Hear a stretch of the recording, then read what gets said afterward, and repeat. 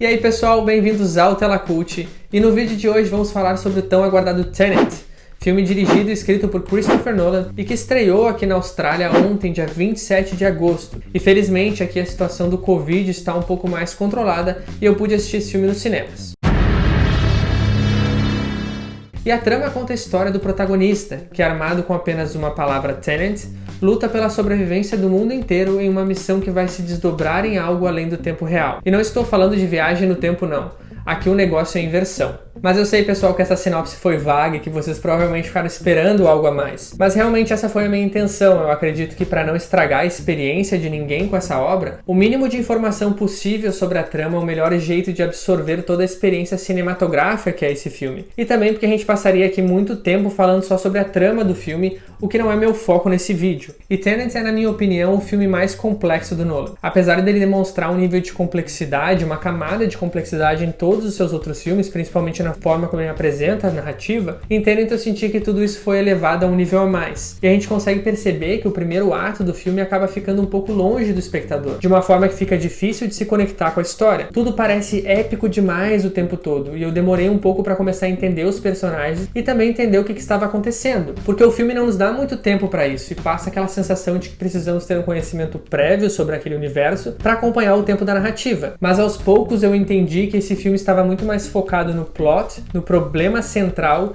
e não nos personagens ou no desenvolvimento deles com a história. Porque apesar de termos ótimas atuações, o trio principal vivido por John David Washington, Robert Pattinson e Elizabeth Debicki, que eles estão realmente ótimos, temos personagens vagos em termos de background ou até conexão com o público. A gente acaba não se afeiçoando tanto com eles. Mas lembrando, esse não é o foco da história. Quando deixamos isso de lado, essa necessidade de entendermos os nossos protagonistas, e entramos no segundo ato, todo aquele sentimento épico que eu falei que o filme tenta apresentar logo no início, ele vem à tona e ele cria momentos deslumbrantes, né? Como momentos onde a gente tem aquela inversão do tempo, os personagens vivenciando o tempo de uma forma mais linear, enquanto o outro está ao contrário, e ao mesmo tempo eles se confrontando, assim como momentos onde isso acontece com uma perseguição entre carros. Tudo é muito bem realizado, o filme é visualmente fascinante, a coreografia de todas as cenas, a realização delas é impecável, até porque o diretor valoriza muito a realização de cenas práticas, e ele também constrói muitos cenários especiais para uma determinada cena. Isso acaba tornando o desenvolvimento desses momentos de ação ainda mais incríveis, assim como a fotografia do filme, que é bem carregada e muito pesada ao mesmo tempo, a trilha sonora, que é um carro-chefe na maioria dos filmes do Nolan, aqui está presente em todos os frames, realmente lembrando a audiência do porquê estamos ali. E apesar de ter achado a trilha sonora incrível, eu tive um único problema em relação a ela, foi que muitas vezes ela acaba sendo muito alta, mais alta do que os diálogos entre os personagens, e acabou atrapalhando alguns momentos para mim no filme, principalmente quando eu queria prestar mais atenção numa conversa do que realmente no que eu estava vendo. Mas eu queria fazer os dois ao mesmo tempo e acabou que eu não consegui prestar atenção no que estava acontecendo. E isso é uma coisa que o Nolan adora fazer, né? Tirar nossa atenção daqui e colocar ali. Ele manipula muito as doses de informação que a gente vai receber. E digo informação não só daquilo que está sendo falado, mas sim do que está sendo mostrado também. E eu percebi muito isso ao assistir o filme hoje pela segunda vez,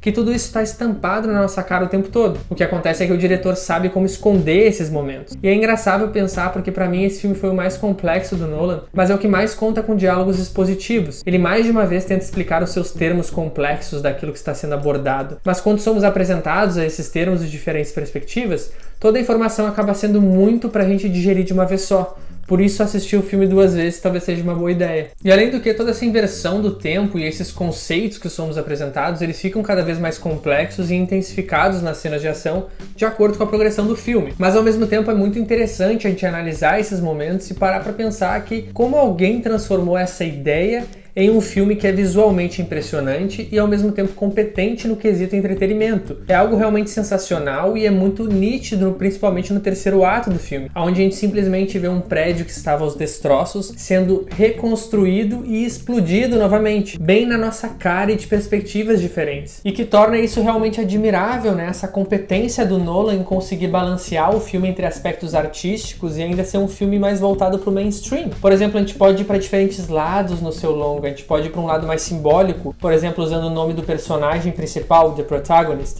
Isso mesmo, o nome dele é Protagonista. Algo estranho, mas que pode ser visto de um ponto de vista até um pouco filosófico, porque o filme trata-se de uma caçada ao tempo, ou pelo menos da manipulação desse tempo. Basicamente a mesma coisa que a gente faz todos os dias com as nossas vidas. Diariamente a gente está sempre lutando contra o tempo, ao ponto que podemos dizer que o protagonista de nossas vidas é o tempo, assim como no filme. Mas ao mesmo tempo, se a gente não quiser pensar em nada disso e apenas sentar lá despreocupado e assistir o filme, talvez a gente saia com algumas dúvidas, provavelmente, mas ainda assim teremos o sentimento de que assistimos algo muito bem realizado.